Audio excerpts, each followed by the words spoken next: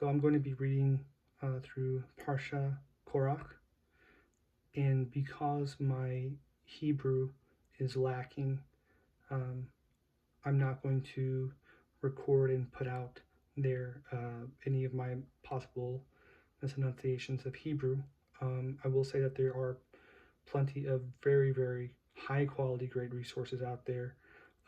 If you're wanting to listen to a recording of the Hebrew of Parsha Korach, I would suggest Rabbi Moshe Weisblum. You can look him up on YouTube. Um, just I YouTube search Parsha, then insert whatever Parsha we're at.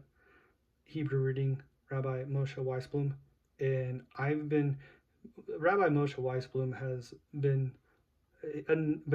unknown to him. He has been reading me the Chumash in Hebrew for a few years now, every morning. So yeah, but there's a lot of really great resources out there. But because of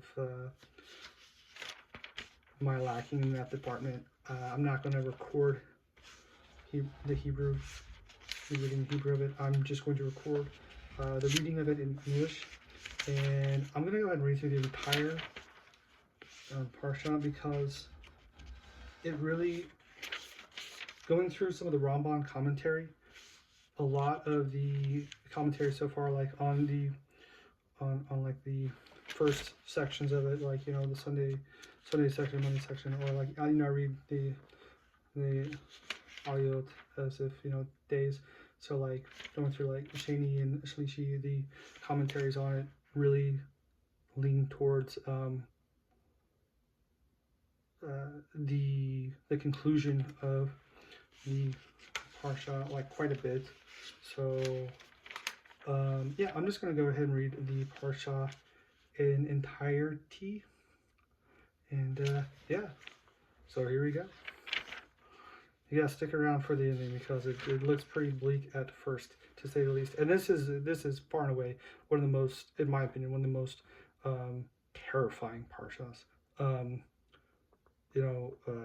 Whenever I became religious and observant, I tried to make a point to make myself emotionally vulnerable to the Torah, and to feel like, and not only read the words, but to feel those emotions. And I can say with Parshas Korach that it is not for the faint heart to truly try to feel those emotions, because at least for me, before jumping really deep into the commentary, I was very disturbed by how much I felt I could see Korah's point of view. But obviously after reading the commentary and understanding, the sage's insights in what is also there in the text that is not explicitly stated necessarily, or that escaped my overview reading of everything, now it makes sense. But yeah, so I invite you to try to make yourself emotionally vulnerable to the text, in whatever way you can, in whatever way that makes sense to you. So let's go and jump into it. So here we go. Chapter 16, verse 1, for those who that works better for. Korah, son of Izhar, son of Kohath, son of Levi, separated himself with Dathan and Abiram, sons of Eliab, and On, son of Peleth, the offspring of Reuven. They stood before Moses with 250 men from the children of Israel, leaders of the assembly, those summoned for meeting, men of renown. They gathered together against Moses and against Aaron, and said to them, "It is too much for you, for the entire assembly, all of them, are holy, and Hashem is among them. Why do you exalt yourselves over the congregation of Hashem?" Moses heard and fell on his face. He spoke to Korah and to his entire assembly, saying, In the morning, Hashem will make known the one who is his own, and the Holy One, and he will draw him close to himself, and whomever he will choose, he will draw close to himself. Do this. Take for yourselves fire pans, Korah and his entire assembly, and put fire in them, and place incense upon them before Hashem tomorrow. Then the man whom Hashem will choose, he is the Holy One. It is too much for you, O offspring of Levi. Moses said to Korah, Hear now, O offspring of Levi, is it not enough for you that the God of Israel has segregated you from the assembly of Israel to draw you near to himself, to perform the service of the tabernacle of Hashem, and to stand before the assembly to minister to them? And he drew you near, and all your brethren, the offspring of Levi, with you. Yet you seek priesthood as well. Therefore, you and your entire assembly that are joining together are against Hashem. And as for Aaron, what is he that you protest against him? Moses sent forth to summon Dathan and Abiram, the sons of Eliab. But they said, We shall not go up. Is it not enough that you have brought us up from a land flowing with milk and honey to cause us to die in the wilderness? Yet you seek to dominate us, even to dominate further. Moreover, you did not bring us to a land flowing with milk and honey, nor give us a heritage of field and vineyard. Even if you would gouge out the eyes of those men, we shall not go up. This distressed Moses greatly, and he said to Hashem, Do not turn to their gift offering. I have not taken even a single donkey of theirs, nor have I wronged even one of them. Moses said to Korah, You and your entire assembly, be before Hashem, they and Aaron tomorrow. Let each man take his fire pan, and you shall place incense on them, and you shall bring before Hashem each man with his fire pan, 250 fire pans, and you and Aaron, each man with his fire pan. So they took, each man his fire pan, and they placed fire on them, and put incense on them. And they stood at the entrance of the tent of meeting with Moses and Aaron. Korah gathered the entire assembly to the entrance of the tent of meeting, and the glory of Hashem appeared to the entire assembly. Hashem spoke to Moses and Aaron, saying, Separate yourselves from amid this assembly, and I shall destroy them in an instant. They fell on their faces and said, O God, God of the spirits of all flesh, shall one man sin, and you be angry with the entire assembly? Hashem spoke to Moses, saying, Speak to the assembly, saying, Get yourselves up from all around the dwelling places of Korah, Dathan, and Abiram. So Moses stood up and went to Dathan and Abiram, and the elders of Israel followed him. He spoke to the assembly, saying, Turn away now from near the tents of these wicked men, and do not touch anything of theirs, lest you perish because of all their sins. So they got themselves up from near the dwelling of Korah, Dathan, and Abiram from all around. Dathan and Abiram went out erect at the entrance of their tents, with their wives, children, and infants. Moses said, Through this shall you know that Hashem sent me to perform all these acts, that it was not from my heart. If these die like the death of all men, and the destiny of all men is visited upon them, then it is not Hashem who has sent me. But if Hashem will create a phenomenon, and the earth opens its mouth and swallows them, and all that is theirs, and they will descend alive to the pit, then you shall know that these men have provoked Hashem. When he finished speaking all these words, the ground that was under them split open. The earth opened its mouth and swallowed them and their households, and all the people who were with Korah, and the entire wealth. They and all that was theirs descended alive to the pit. The earth covered them over, and they were lost from among the congregation. All Israel that was around them fled at their sound, for they said, Lest the earth swallow us. A flame came forth from Hashem and consumed the 250 men who were offering the incense. Hashem spoke to Moses, saying, Say to Eleazar, son of Aaron the Kohen, and let him pick up the fire pans from amid the fire, and he should throw away the flame, for they have become holy. As for the fire pans of these sinners against their souls, they shall make them hammered out sheets as a covering for the altar, for they offered them before Hashem, so they became holy. They shall be for a sign to the children of Israel. Eleazar the Kohen took the copper fire pans that the consumed ones had offered and hammered them out as a covering for the altar, as a reminder to the children of Israel, so that no alien who is not of the offspring of Aaron shall draw near to bring up the smoke of incense before Hashem, that he not be like Korah and his assembly, as Hashem spoke about him through Moses. The entire assembly of the children of Israel complained on the morrow against Moses and Aaron, saying, "You have killed the people of Hashem." And it was when the assembly gathered against Moses and Aaron, they turned to the tent of meeting, and behold, the cloud had covered it, and the glory of Hashem appeared. Moses and Aaron came before the tent of meeting. Hashem spoke to Moses, saying, "Remove yourselves from among this assembly, and I shall destroy them in an instant." They fell on their faces. Moses said to Aaron, "Take the fire pan and put on it fire from upon the altar, and place incense, and go quickly to the assembly and provide atonement for them.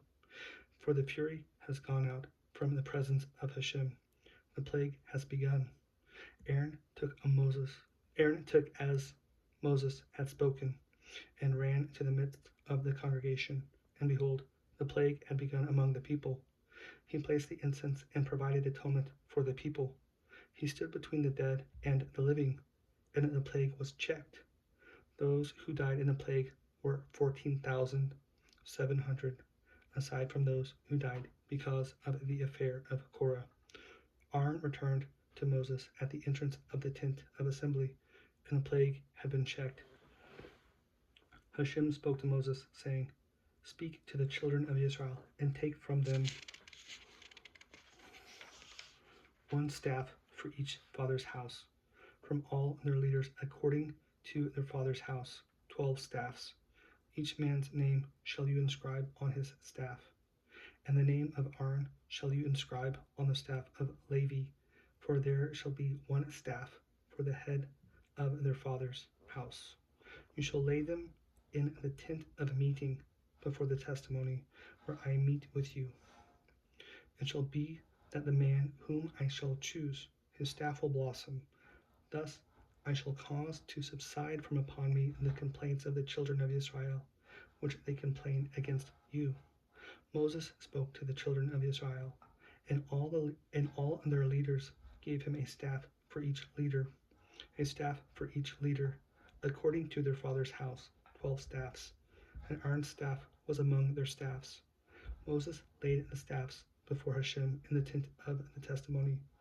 On the next day, Moses came to the tent of the testimony, and behold, the staff of Aaron of the house of Levi had blossomed, and brought forth a blossom, sprouted a bud, and almonds ripened. Moses brought out all the staffs from before Hashem to all the children of Israel. They saw, and they took, each man his staff. Hashem said to Moses, "Bring back the staff of Aaron before the testimony as a safekeeping, as a sign for rebellious ones.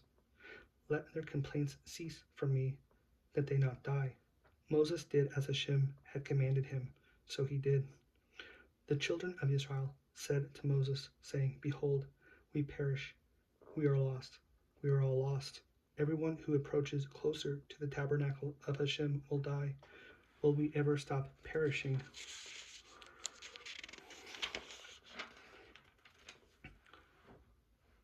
Hashem said to Aaron, "You, your sons, and your father's household with you shall bear the iniquity of the sanctuary, and you and your sons with you shall bear the iniquity of your priesthood. Also your brethren, the tribe of Levi, the tribe of your father, shall you draw near with you, and they shall be joined to you and minister to you. You and your sons with you shall be before the tent of the testimony. They shall safeguard your charge in the charge of the entire tent, but to the holy vessels and to the altar they shall not approach. that they not die, they as well as you. They shall be joined to you and safeguard the charge of the tent of meeting for the entire service of the tent, and an alien shall not approach you. You shall safeguard the charge of the holy and the charge of the altar, and there shall be no more wrath against the children of Israel. And I, behold, I have taken your brethren, the Levites, from among the children of Israel. To you they are presented as a gift for Hashem, to perform the service of the tent of meeting. You and your sons with you shall safeguard your priesthood regarding every matter of the altar and within the curtain, and you shall serve.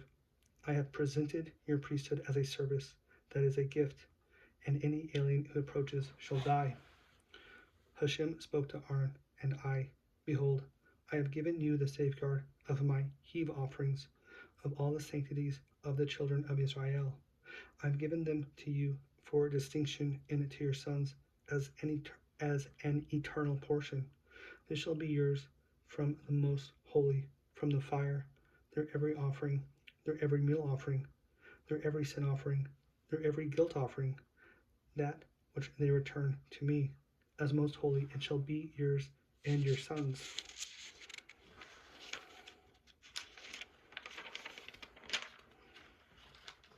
In the most holy shall you eat it. Every male may eat it, and shall be holy for you, and this shall be yours, what is set aside from their gift. From all the wavings of the children of Israel have I presented them to you and to your sons and daughters with you as an eternal portion. Every pure person in your household may eat it. All the best of your oil and the best of your wine and grain, their first, which they give to Hashem, to you have I given them. The first fruits of everything that is in their land, which they bring to Hashem, shall be yours. Every pure person in your household may eat it. Every segregated property in Israel shall be yours. Every first issue of a womb of any flesh that they offer to Hashem, whether man or beast, shall be yours.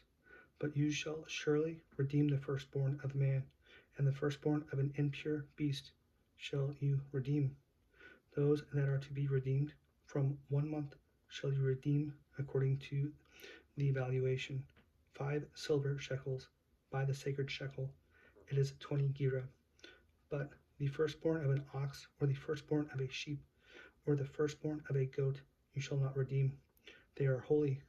Their blood shall you throw upon the altar, and their fat shall you cause to go up in smoke, a fire offering, a satisfying aroma to Hashem.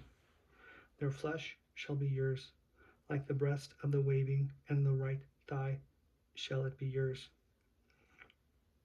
Everything that is separated from the sanctities that the children of Israel raise up to Hashem have I given to you and your sons and daughters with you as an eternal portion. It is an eternal salt-like covenant before Hashem, for you and your offspring with you. Hashem said to Aaron, in their land you shall have no heritage, and a share shall you not have among them. I am your share and your heritage among the children of Israel. To the sons of Levi, behold, I have given every tithe in Israel as a heritage in exchange for the service that they perform, the service of the tent of meeting, so that the children of Israel shall not again approach the tent of meeting to bear a sin to die. The Levite himself shall perform the service of the tent of meeting, and they shall bear their iniquity. An eternal decree for your generations, and among the children of Israel they shall not inherit a heritage, for the tithe of the children of Israel that they raise up to Hashem as a gift have I given to the Levites as a heritage. Therefore have I said to them, among the children of Israel they shall not inherit a heritage. Hashem spoke to Moses, saying, to the Levites shall you speak, and you shall say to them, when you accept from the children of Israel the tithe that I have given you from them as your heritage, you shall raise up from it a gift to Hashem, a tithe from the tithe. Your gift shall be reckoned for you like grain from the threshing floor, and like the ripeness of the vat. So shall you 2. Raise up the gift of Hashem from all your tithes that you accept from the children of Israel, and you shall give from it a gift of Hashem to Aaron the Kohen. From all your gifts you shall raise up every gift of Hashem, from all its best part, its sacred part from it. You shall say to them, when you have raised up its best from it, it shall be considered for the Levites like the produce of the threshing floor and the produce of the vat. You may eat it everywhere, you and your household, for it is a wage for you in exchange for your service in the tent of meeting. You shall not bear a sin because of it when you raise up its best from it. And the sanctities of the children of Israel you shall not desecrate, so that you shall not die. And that concludes the Parsha.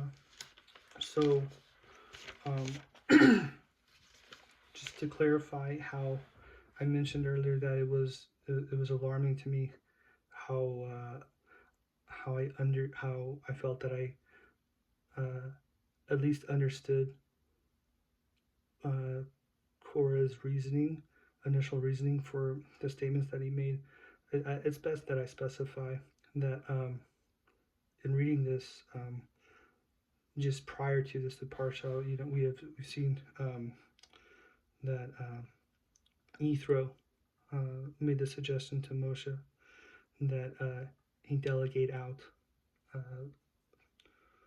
judicial responsibilities, and Moshe saw it as something good, and also that all of Israel heard Hashem on Mount Sinai. That it was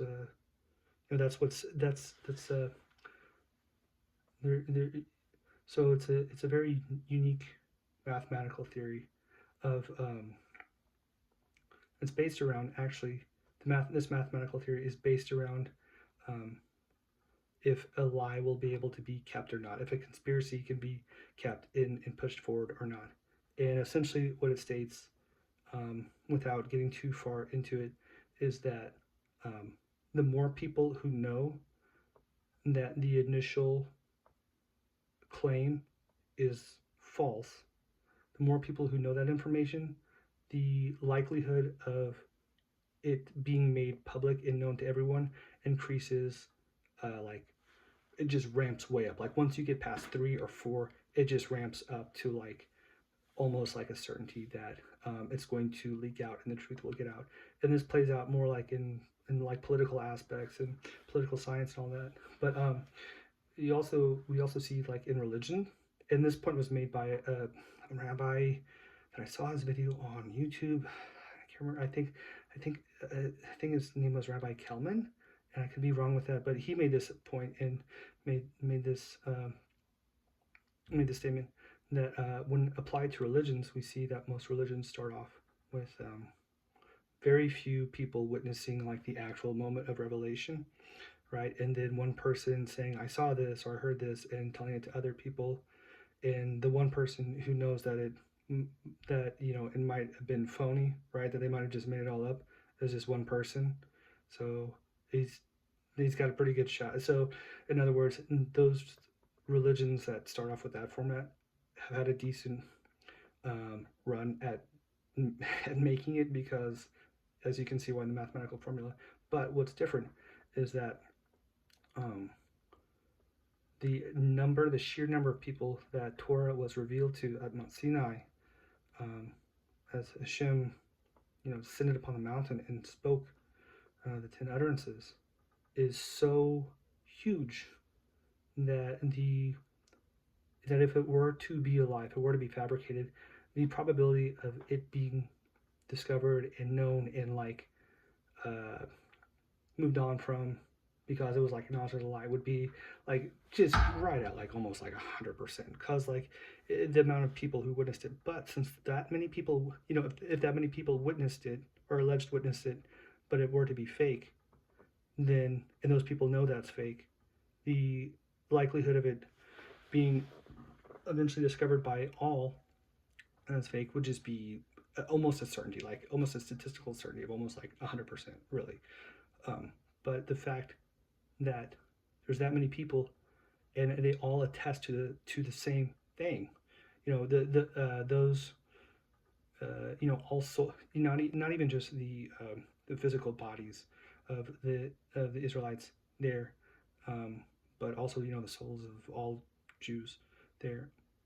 But the fact that all of them saw that as revealed to all of them, that's very, very different from all other world religions, and it makes it where um, it bodes well in mathematical theory and statistics for the claim to be legit. But to pick back up on that,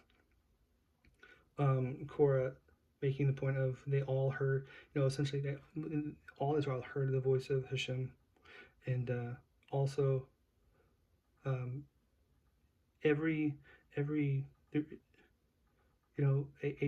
a Jew who is not educated in Torah, not affiliated, and the high priest of Israel, they're both just as Jewish as the other. So, and every Jew has a potential to reach the level of Moshe Rabbeinu.